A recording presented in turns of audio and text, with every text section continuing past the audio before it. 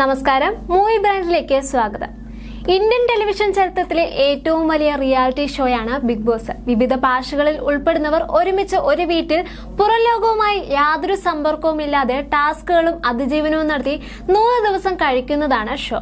ഇതിൽ കടമ്പകളൊക്കെ തരണം ചെയ്ത് മുന്നോട്ട് വരുന്ന ഒരാൾ ആ സീസണിലെ കപ്പെടുക്കും. വിവിധ ഭാഷകളിൽ സംപ്രേഷണം ചെയ്ത ബിഗ് ബോസിന്റെ 8ാം സീസണാണ് മലയാളത്തിൽ ഇനി വരാൻ പോകുന്നത്.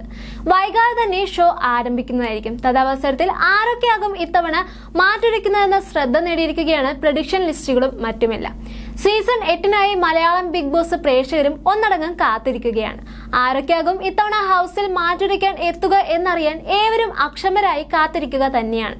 ഇതിനകം തന്നെ ആരൊക്കെയാകും ഷോയിൽ എത്തുക എന്ന പ്രഡിക്ഷൻ ലിസ്റ്റുകളുമായി ബിഗ് ബോസ് റിവ്യൂവർമാരും സജീവമായി കഴിഞ്ഞിട്ടുണ്ട്. ഇത്തവണ 2 ഷോകളാണ് നടക്കുക എന്നത് ഏറെ ശ്രദ്ധേയമായിട്ടുള്ള കാര്യമാണ്. കോമഡേഴ്സിനുള്ള അഗ്നിപരീക്ഷയാണ് ഇതിലൊന്ന്. അതിനുശേഷമാകും ബിഗ് ബോസ് മലയാളം സീസൺ 8 ആരംഭിക്കുക. അഗ്നിപരീക്ഷയിൽ വിജയിച്ച് കയറുന്ന 3ഓ 4ഓ അതിലധികമോ മത്സരാർത്ഥികൾ മെയിൻ ബിഗ് ബോസിൽ മാറ്റൊരുക്കാൻ എത്തുന്നതാകും.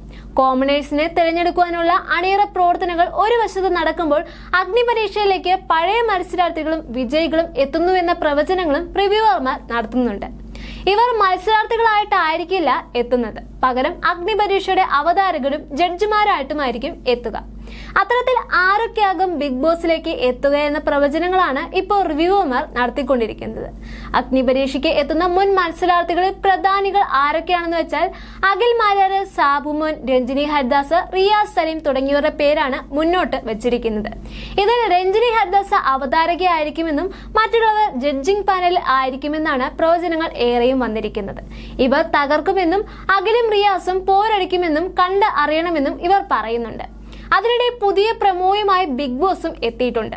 മോഹൻലാൽ ഇല്ലാത്ത ലോഗോയ്ക്ക് ഒപ്പമാണ് പുതിയ അപ്ഡേറ്റ് വന്നിരിക്കുന്നത്. ബിഗ് ബോസ് സീസൺ 8 ഉടൻ വരുന്നു എന്നും ക്യാപ്ഷനുമായിട്ട് നൽകിയിട്ടുണ്ട്.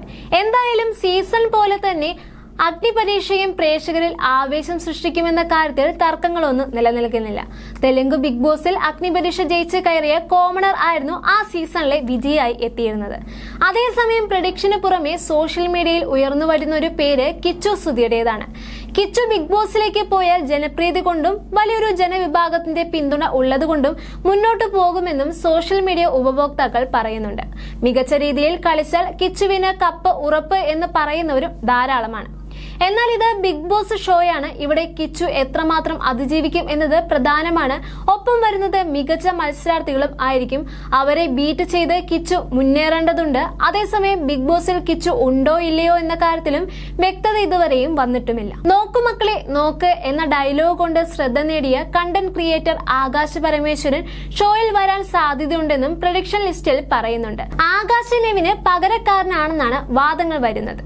അഭിനയ മേഖലയിൽ നിന്നും സജീവ സാന്നിധ്യങ്ങളായ സോന നായർ, ഐശ്വര്യ റംസായി, അവന്തിക മോഹൻ, സിദ്ധാർത്ഥ് പ്രഭു, ബിജു സോപാനം, ക്രിസ്റ്റി സെബാസ്റ്റ്യൻ എന്നിവരാണ് പട്ടികയിൽ മറ്റുള്ളവരെല്ലാം.